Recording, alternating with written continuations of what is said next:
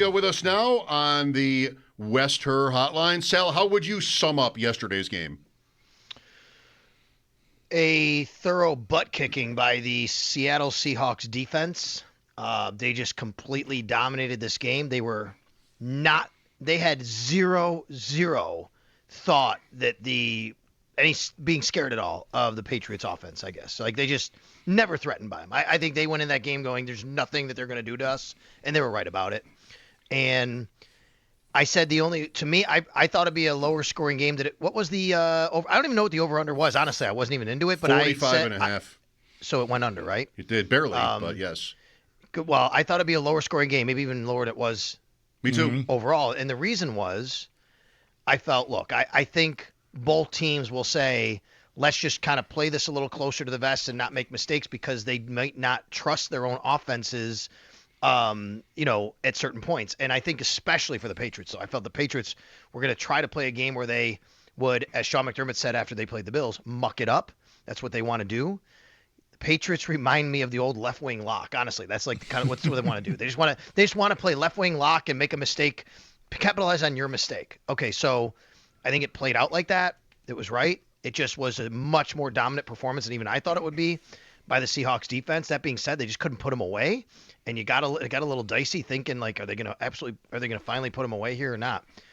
I'll tell you this. It was early fourth quarter, and I'm watching the stats, and I go on our NFL media site to look at the stats, and I see yards per play, 2.0 at this point for the Patriots. And I said, that's got to be really low. So I went and I put the query in at StatHead. At that rate, and this is in the fourth quarter now, that would have been the lowest yards per play ever for any team in Super Bowl history if they ended like that. Only behind the Patriots, who lost to the 85 Bears at like 2.2 yards per play. Yes. But their fourth quarter was so good, they actually wound up with almost 5 yards of play and outgained the Seahawks in yards per play. Yeah, Seattle total yards only outgained New England by 4. Yeah. So they ran one fewer play or something like that. So more evidence why the score, the game situation matters. I guess stats are for losers. But yeah, you know what, too, Sal? Like, we're all on the same page here. I think everybody is for the most part this game. It's not surprising that New England wasn't good, because that was always said about them, whether they're actually good. It's just, me, like the third quarter, they punted 3 times in a row with 4 or fewer yards to go. I mean, do you want this or not? And just like that felt like 30 years ago, when a team would do that and nobody would question it. I didn't have the sound up in my group to know if that was even questioned. I would have been apoplectic. If you know how I am with this stuff. I can't believe Vrabel was such a wimp. Well, it's a good point, Mike, because I do wonder, what this means for, him as the coach and the future of this team, because I like Drake Maye a lot. I think he's good. I know he did not have a good playoff. The sacks and the turnovers are something to be notable here. I mean, he's a guy that's had this issue now for a couple of years here. That being said, I wonder if Vrabel just was forced to play this type of football for the majority of this year, but especially yesterday, because of the limitations he has, or if this is going to be the coach he is. I do wonder that, because he's a defensive-minded coach. He does come from that era a little bit more, and I think it's going to be kind of fascinating to see. Now, they have a lot of money, available to them, and they're going to have the ability to bring in more talent this offseason, but I wonder, will that translate to him playing it a little bit different? Because you're right. I mean, and then he doesn't go for 2, when they scored. I thought it was weird. I do wonder about him going forward, if that's the kind of coach he's going to be. How much, if at all, were you wondering just how healthy Drake Maye was? I was wondering, because it was notable this week about the shoulder and all that. And he hurt it which game he hurt it in? The Denver game, right? I think it was. So he played with it in the AFC Championship, maybe. Was that? I don't even remember when it actually happened. I don't know either. Right. I mean, I'm sorry. Denver was the AFC Championship, but did he hurt it in the Houston game? I can't remember. But either way, you start to look back and go, okay, well, maybe that impacted his whole playoff because, but I don't know. He played like a guy. Yes, maybe it could have been, but man, the whole playoff, he's had issues. He's had issues in 2 years has been the quarterback. He's taken a lot of sacks, and yeah, their offensive line has been suspect. But I think Drake Maye just takes sacks. I just do think that that's a quarterback that is showing he's going to do that. He does. The left tackle was had a very tough day yesterday, Campbell, and that's a top 5 pick, and not a guy you're going to be eager to move inside, considering what you drafted him, where you drafted him to be your left tackle for conservatively the front half of Drake Maye's career. Basically, is what you're doing. You think you drafted Deion Dawkins.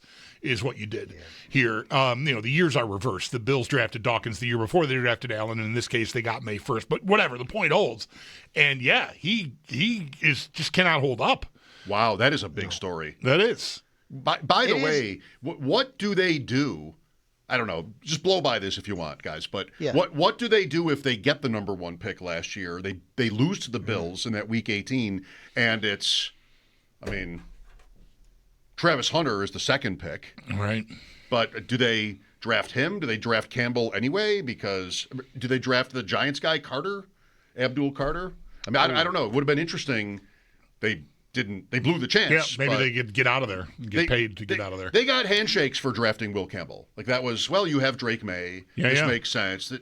Nobody really questioned it. But there were questions all along about whether he was a prototype. Short arms. He's just not, and there's a lot of, conversation happening on social media about it. It doesn't have to doom him. You just got to play a different way, and maybe he'll learn and adapt and still be useful. But man, he was a problem for them yesterday, big time. They would not have drafted Cam Ward. I just wanted to mention his name here. I think Carter probably would fit there. I think that could have been what they did, but they had Drake Maye already, so they want to protect him.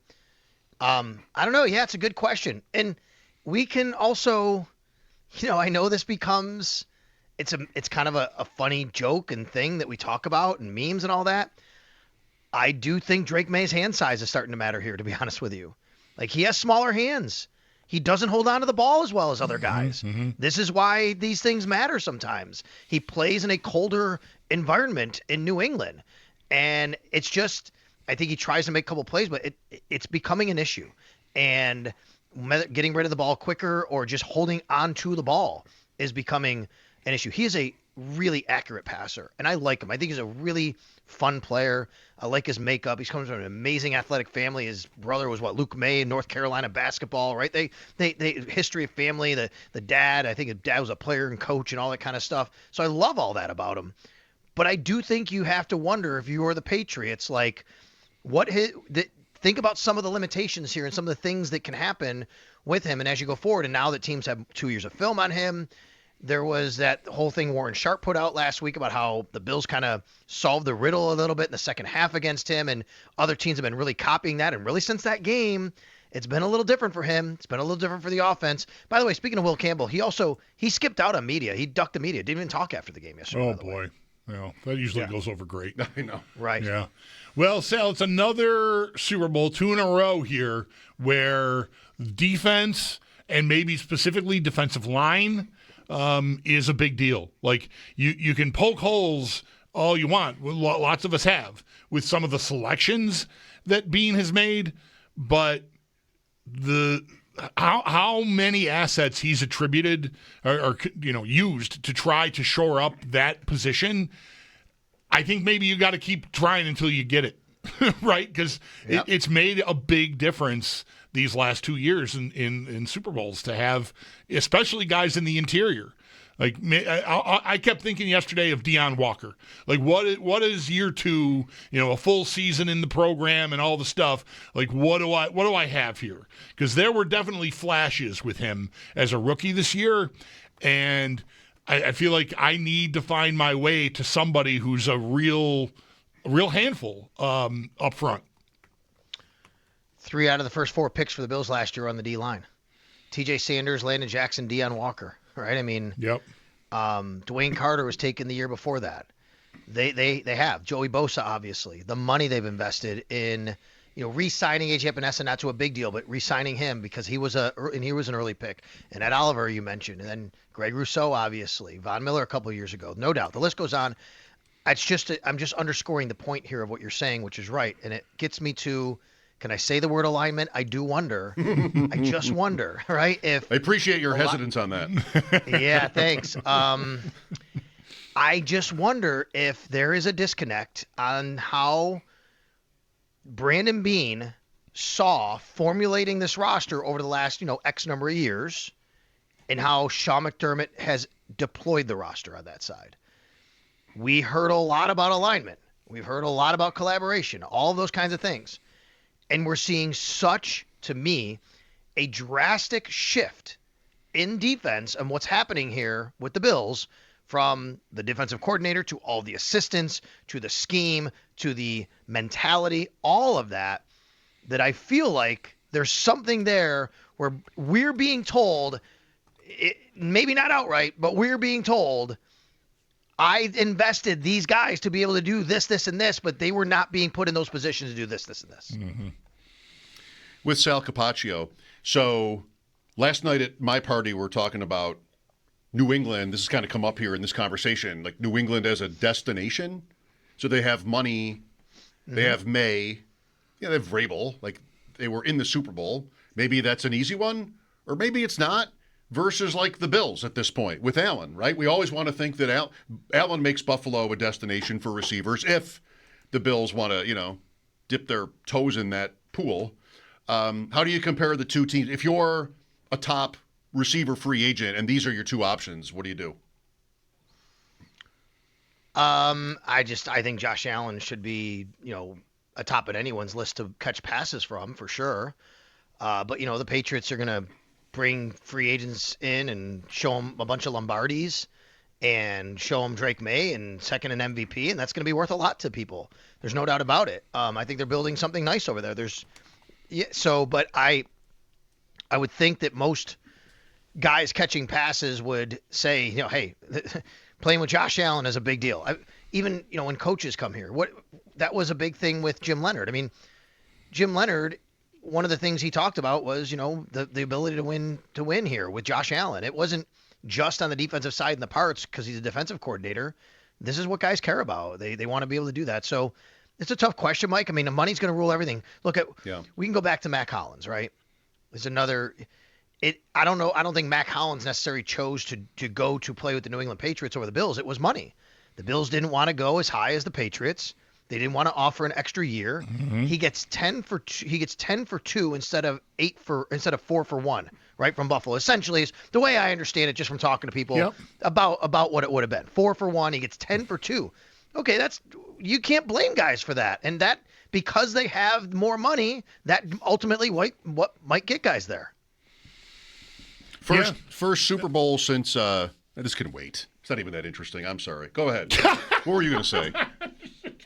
Well, yeah, I mean the team that's newer to the scene, but good, won the division, made the Super Bowl, and has deeper pockets right now, like more money to spend against the cap.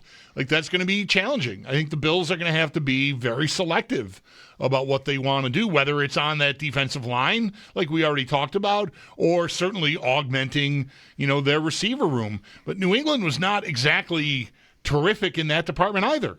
I mean, Butte was a nice story this year. Diggs caught 80 passes. He had a, nice bounce back year off the ACL from last year. But I don't know. I don't really see a number one there either. I mean, Diggs had numbers that are close to that. Again, 80 is, would have led the Bills easily in receptions. But yeah, the money is always going to be a trick. And I wonder just how, like, free agent receiver X would look at playing for Drake Maye versus playing for Josh Allen. It might be close enough where the money would then just become the tiebreaker. And if that's the case, you might be in tough. Yeah, and they're going to be both looking for, I think, an upgrade there at wide receiver. Both teams are. We don't know what the future is for Stephon Diggs. He's got some legal situations obviously out there as well. He had a nice year, but how sustainable is that? We don't know what they feel about him. He was asked after the game, do you want to be in New England? And he said yes, but that's more up to them. They have some Demario Douglas and Booty and those guys. They're nice players, but I think that they could very well be competing for the same people the Bills are competing for this offseason, whether that is by draft, where they're kind of close drafting, free agency, or trade. And the fact in free agency that they have more money gives them an edge. Now, but if there's going to be a trade out there for something, yes, they can also afford more money, but the Bills could maybe work out a deal or whatever to make it work better. That might be some way the Bills have the advantage on them and say, okay, well, we're going to have to make a trade for somebody. Diggs is under contract in New England for 2 more seasons, but they can get out. Yes. The cap going way up again. It's like under $10 million dead. Sal, how is Seattle for you as a champion? How good a team is that? Very, very worthy. They were a really good team this year. They won 14 games in the NFC West. I mean, what? That's pretty darn good. That's a really tough division. They win 14 games. It wasn't perfect all the time. There were bumps in the road. There's going to be with any team any year, no doubt about it. I do not feel like the NFL got robbed this year of having a really worthy champion. Sometimes that can happen. You're like, man, that just did. If the Patriots had won, I'd feel that way. Yeah. Right? I don't think that happened this year. And you look at their losses, by the way. Their losses. They lost 3 games this entire year by a total of, 4 9 plus 3 is 7 plus another 2. 9 points. That's it. And they lost to the Niners, the Buccaneers, and the Rams. I mean, they were really good this year. Oh my and gosh, by the way, they have a really smart, young defensive head coach who understands this game really well, I think, and where it's going, understands trends, how to deploy guys, how to use guys, what this game is all about, the spread offenses, how to counteract that. I love that for them. And, what it means for them, there's no doubt. And they found their way to the right quarterback here and to do it right with him. And Clint Kubiak, that will be the challenge for them. How can they replace Kubiak? He's been so good for Darnold.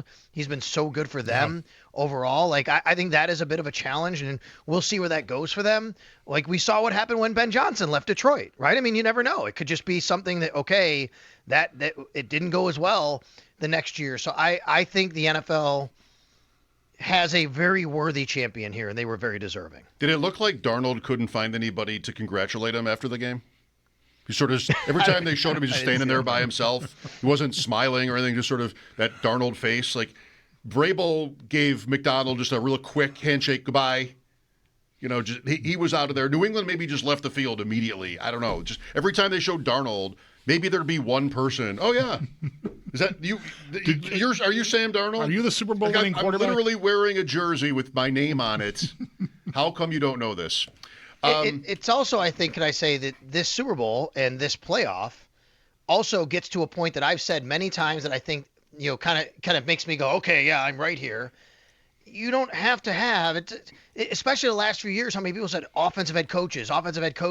You can't have a defensive head coach. You're always recycling the coordinators, and that's fine. Ben Johnson, Clint Kubiak, but of the 8 teams that were remaining, 4 were defensive head coaches and 4 were offensive head coaches. Of the 2 guys in the Super Bowl, both were defensive head coaches. The guy who just won the Super Bowl was a young defensive head coach. It does not matter. Get a good coach. That's what matters. And 2 years in a row, to circle back to one of the things I said very early on here, it's defense is what really carried the day for the last 2 Super Bowl champions. And, like anyone, I've been in the room and in many of these conversations and arguments about McDermott and whether they were up to it and whether they were good enough. They're our Super Bowl caliber defense. I mean, the Bills have never been close defensively in a game of that magnitude of doing what Philadelphia did to KC last year and what Seattle did to New England yesterday. They just haven't been. So, there's obviously more, lots of different ways to do it, but again, 2 years in a row, that has been the thing. 2 recent-ish Bills assistant coaches get rings being on Seattle's staff. Leslie Frazier is their assistant head coach, or one of them. They might have 12 for all I know. Why stop at 12?